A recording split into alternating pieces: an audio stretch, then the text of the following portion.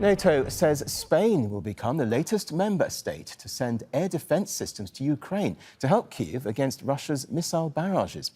Earlier, Germany said it was dispatching a missile defence system. All this follows a two-day meeting of NATO defence ministers in Brussels. Well, NATO nations and Russia will also be conducting military exercises next week. Secretary-General Jens Stoltenberg said the Western alliance would monitor Moscow's forces very closely.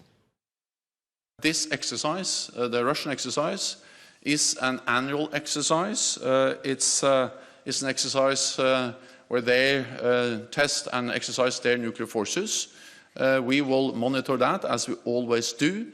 And, of course, we will remain vigilant, not least in light of the veiled nuclear threats and the dangerous nuclear rhetoric we have seen from the Russian side. US Defense Secretary Lloyd Austin spoke after the NATO meeting. He warned against what he called Russia's nuclear saber-rattling. NATO poses no threat to Russia and seeks no confrontation with Russia. But our defensive alliance will, as it always has, protect every inch of NATO territory. NATO's preeminent task has not changed: to defend each and every ally's sovereignty and territorial integrity. And America remains profoundly committed to that task, and to our NATO allies, and to Article 5. Natasha Butler has more on the summit from Brussels.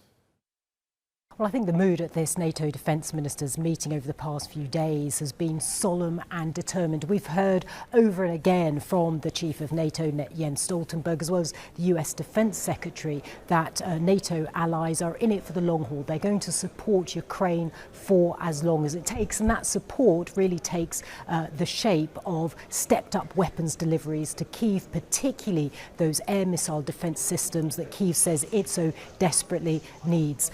Russia's invasion, though, and its nuclear weapons threats have certainly sharpened and focused minds here, as in some NATO member states are really looking at their own territorial security, and that is why we also saw 14 member states sign a joint agreement to jointly purchase air missile defence systems to try and ensure their own country's safety, because, in the words of the German defence minister, we are living in dangerous times.